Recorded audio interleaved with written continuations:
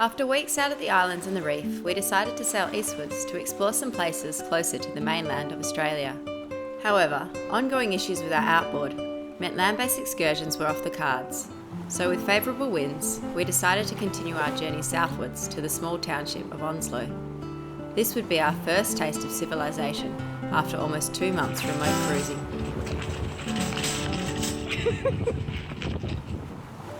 Welcome to Free Range Sailing. For those of you that are new here, I'm Pascale and this is Troy. For the last 4 years and 180 episodes, we've circumnavigated Australia, culminating with a very demanding year refitting our 1969 Australian-built Clansman 30 sloop-rigged yacht and sailing her across the Great Australian Bight. Now we've returned to our home state, we're taking the time to explore some of the places we didn't get the chance to see as much of before. Join us each week for more great sailing, fishing and adventure as we cruise the West Australian coast.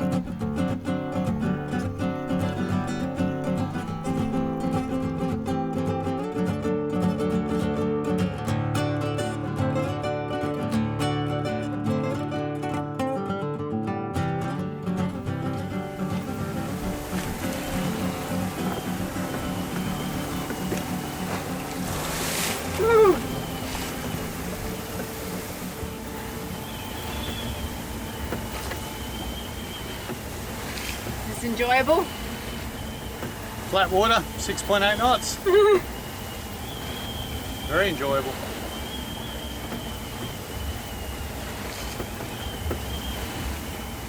You happy with your decision, Skipper?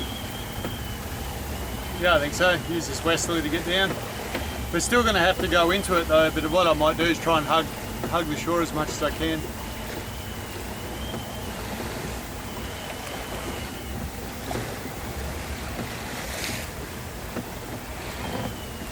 What do you reckon? Pretty good? Pretty good, pretty comfortable.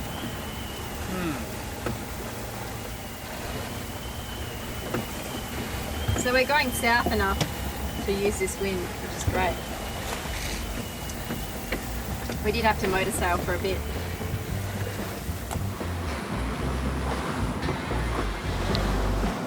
Authorised you over there.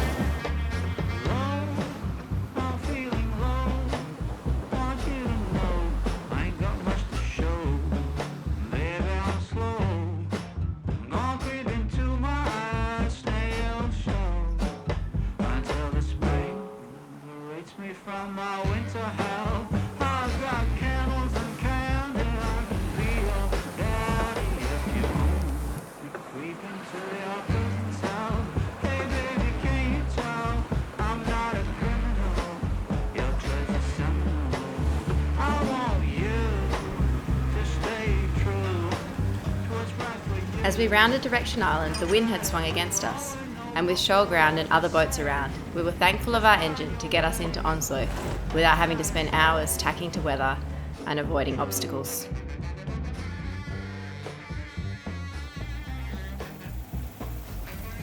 Day 2 in Onslow and we're getting a lot of stuff done.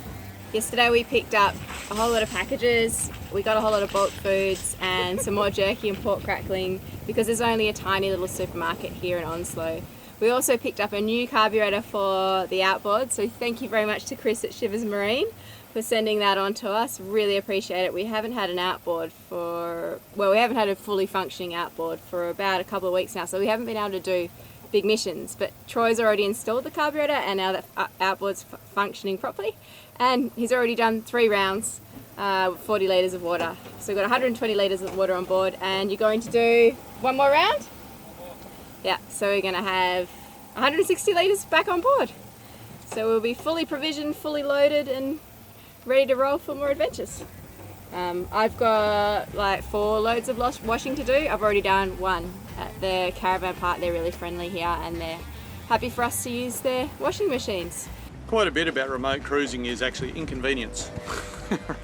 Inconvenience is romantic. So getting water is probably one of those things that most long-term cruisers have, they've sort of, you either come to embrace it or it just drives you nuts. So we're just using 20 litre jerry cans. It's a pretty familiar story. We're just going ashore, grabbing the water and bringing it back.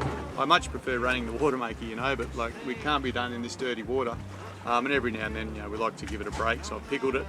Can't use this water to make more, so we're just filling up. And town water's not a bad thing either. The chlorination they have in there is it's not a bad thing to put through your water tanks every now and then. So it's a necessary evil. But that's the last trip. It's the last 40 litres that I've got to do. And it's good because the wind's been kicking up, so there's a little bit of a sea. So I don't really want to go out there, but I've got to do it. So I'm into it.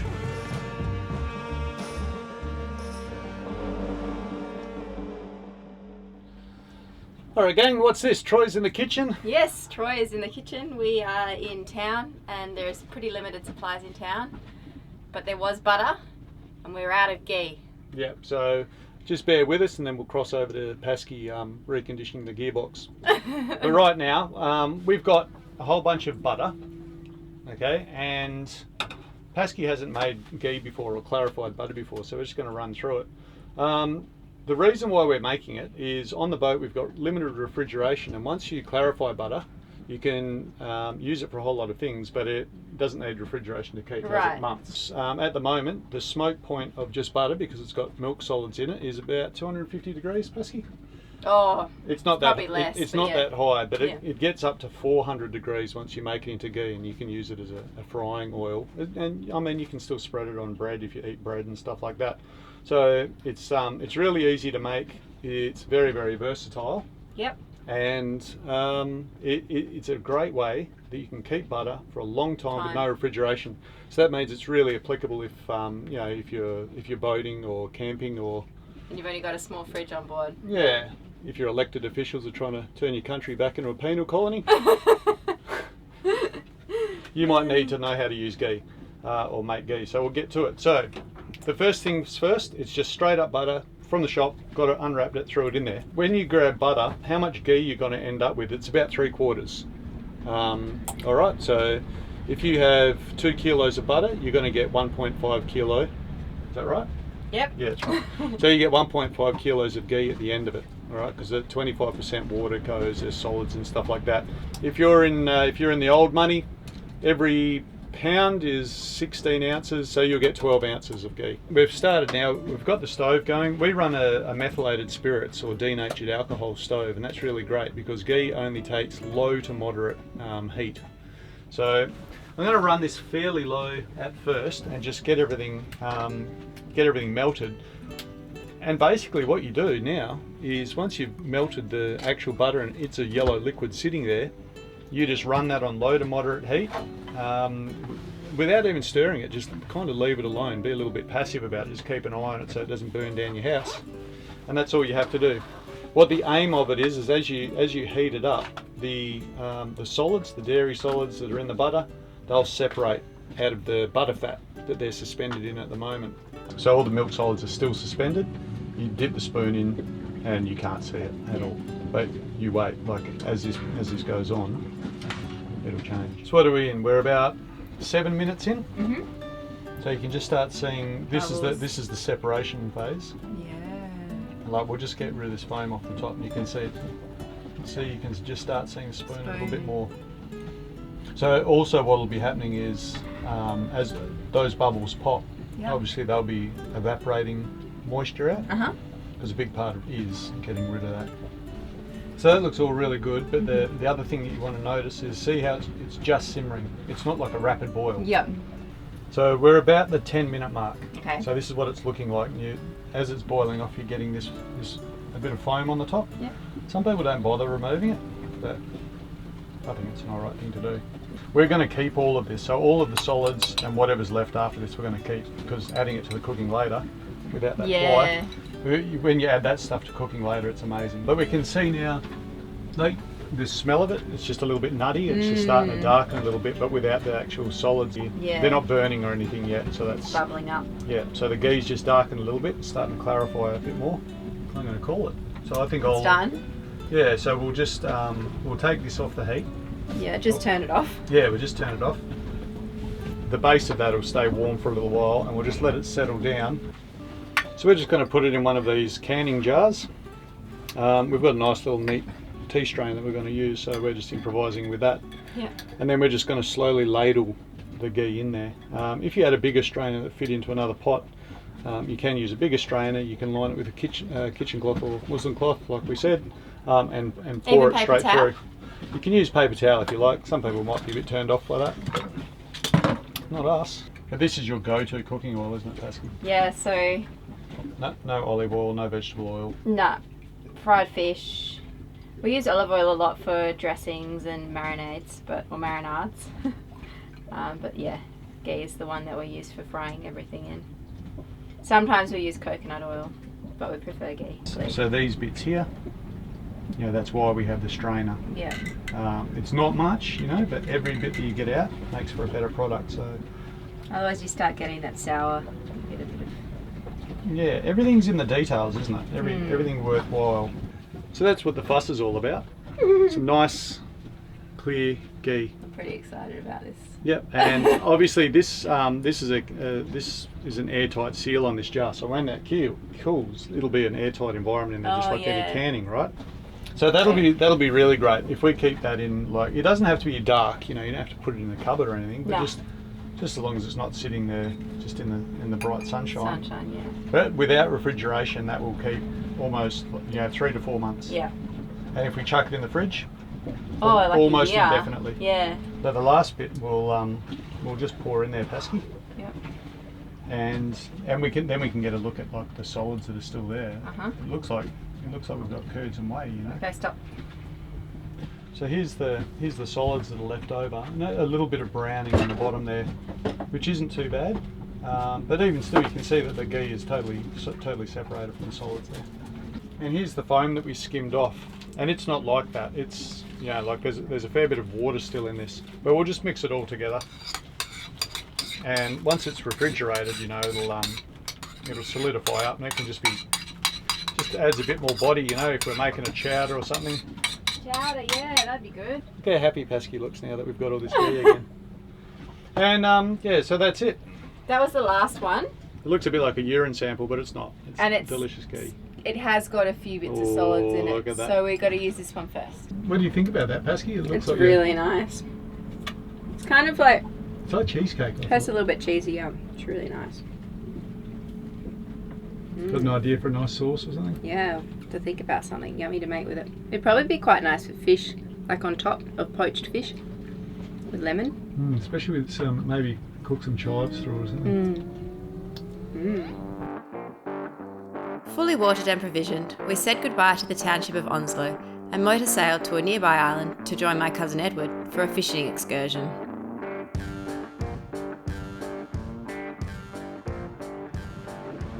Oh, there's a big sea snake over there. Oh, that's a good sign. He's got his head out and looking at us.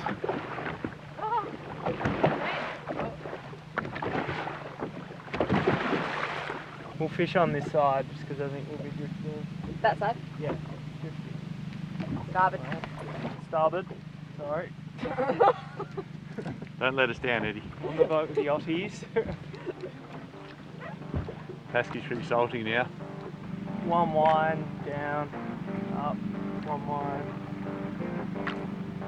Just get it moving. It's the vibe of the thing.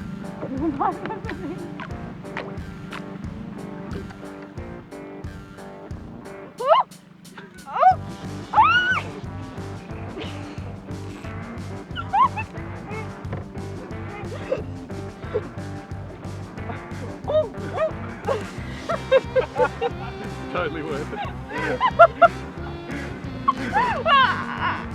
a good fish catch. Bring it up. So you got a hold of it. Oh no!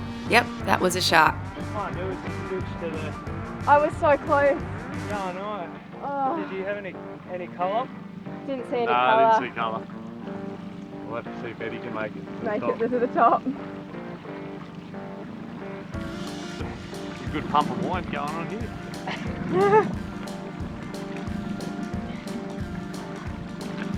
No!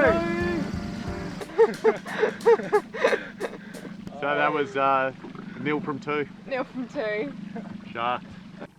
We're pulling out the heavy gear now because cousin Eddie and I just got worked on the light gear. So Eddie's making these as sort of like if you get sharked, you don't want to lose the whole thing. So he's just tied a loop at that end with a hook. So now if that loop goes through there, this one on that main line, through like that, and then just... A lark's head. Your lark's headed on, basically. Well, sort of. It's more like a reef knot. Oh, okay. And there we go. Eddie reckons that's the bit that the sharks will bite and then you won't lose all the rest of it. Right. We moved the boat to some different ground to try our luck again. Oh, he's on! Oh, that's Or is it a shark? Ah, come on, Troy.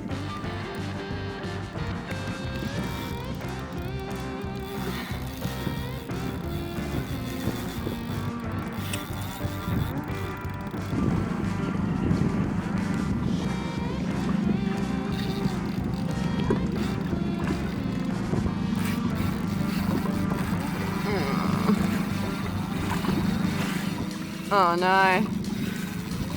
That's nothing good.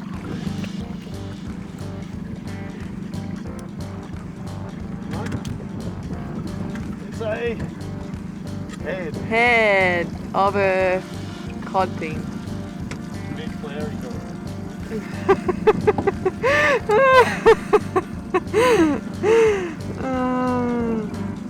Not a very big shark, by the looks of it. Yeah.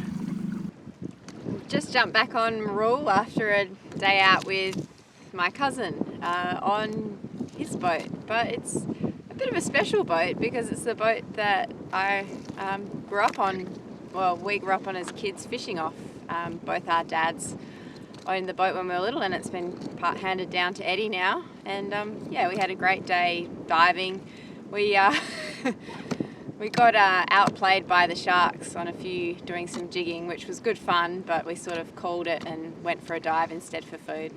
And Troy came up with a lovely mangrove jack, so we'll see what he's just processing it now. We'll see what he's up to. Yeah, so this isn't a bad, it's not a bad fish, is it? Like, you know, it's a bit longer than that, so. Yeah, it's lots of food for us, and I love jacks, one of my favourites. It's nice and firm, isn't it? Yeah. It's pretty much top flight table fish. He was in about, I guess, 14 metres of water. Yeah, it was pretty deep diving that we were doing. By putting the point in like that and having the blade outwards, you sort of defeat the fish's armour. You know, you're not trying to cut through the scales, you're getting in under the skin.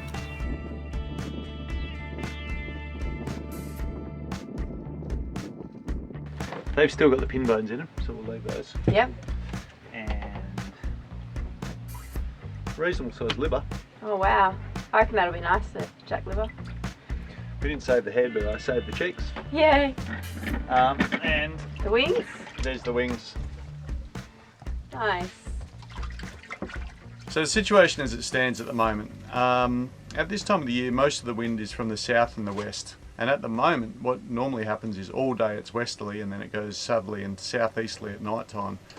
Last night that meant that we had to have a bit of a rocky anchorage, so a little bit of an interrupted sleep last night. So we came along today. We left the island and there was a bit of an unmarked track through the reef, and we just found our own way. Pascale was sitting there, and you can see that she's sort of reading out the soundings to me as I was like watching with my Polaroids and looking for some deeper water. My favourite job. Pascale loves looking at a sounder while I'm doing sort of intrepid stuff. Yeah, so we made it through there pretty good. And what's of note in this region at the moment is a Chevron, you know, a large natural gas and oil explorer in this region. They're shutting down a few of these big platforms, you know, so we sort of sailed on. They're not in use at the moment, you know, so they don't really constitute much of a threat. So we thought we'd go and have a bit of a look at them. The visibility is not very good at the moment, or I would have loved to have had a bit of a look at what the structure was, but I don't know, could have ended up in trouble doing that. Yeah. But in any case, so we came along and we've made it here to Serio Island, and we're just going to take it a little bit easy, maybe have a nap, and then probably at about somewhere between 10 o'clock tonight and 1 o'clock in the morning we're going to go for it. We've got some light winds and we're going to sail around the corner We don't really have the camera equipment to film at night, but we'll take care of that, and we'll get around to Tanaviti, because at the moment we're just trying to pick some windows in between the 20 to 25 knot southwesterlies. We don't have any air conditioning on board, but on hot windy days, setting up this wind scoop in the forward V-berth does a fantastic job of keeping our little vessel cool. It's made from a piece of square fabric with webbing loops and cord on each corner that we attach to the lifelines, headsail sheet and an attachment point at the back of the V-berth. Using rolling hitches to tie it down means we can adjust the position of the wind scoop on the headsail sheet and lifelines. To prevent the scoop collapsing, we can also attach the spinnaker halyard to the top loop. With the addition of our shade awning set up to block out the sun on the deck and the hull, it is quite comfortable inside Marul.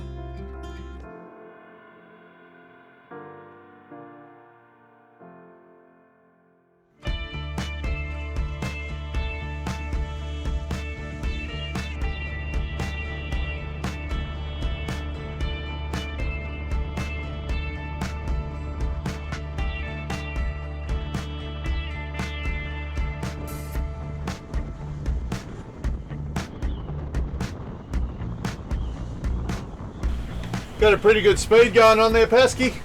What's that? Are we still all? We're still double reefed, right? You're still double reefed. Head sail, mainsail. Yep. We're going like 6.5 knots average speed. We're doing 6.7 right now as I speak. Yeah, and it's like easterly. You get an offshore breeze, really strong, like much stronger than forecast. We're ripping it.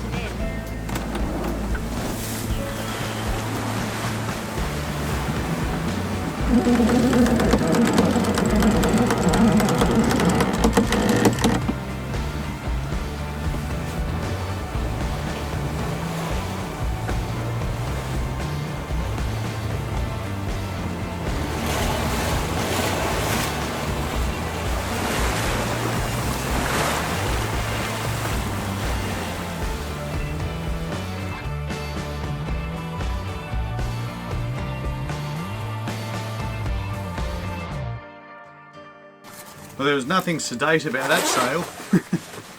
And coming in was wore a little bit of salt, but we made terrific time. Even with slowing Marul down, we had to slow it down so we got in at a reasonable time and give the wind a chance to settle down. But yeah, coming in at 6 knots, Pasky was saying 7 knots for a little while, so that's pretty crazy. We weren't being helped by any current here either. So my part of the watches was all beating into the weather, and I actually detuned the boat a little bit, so did about 4.5 knots for about 4 hours when I was doing it. But we just let Pasky have free rein and she let her hair down, so we got here in really great time. So some people have asked, are you happy with the Dyneema rig? And I guess we are. The weight saving has been really good. I mean, it's also really easy to make modifications to. But the performance that we're getting is really great. So new sails when we were in Tassie, the new rig, the Dyneema, so we lost about 70 to 90 kilos, I'm not sure, we didn't put it on the scales, but that's what it felt like. The Dodger, of course, you know, like we took that heavy ply Dodger and made that lightweight foam Dodger. And it has to be said, we did get rid of some junk as well that we were carrying because we wanted to get across the Southern Ocean with good speeds and an element of safety. So we've kept Marul in pretty light conditions, and she's rewarding us now with just, you know, if we get any sort of winds on a reach or a beam, doing 6.5 knots is just routine now, which is really great. But I am ready for a bit of a coffee and just chill out for a bit.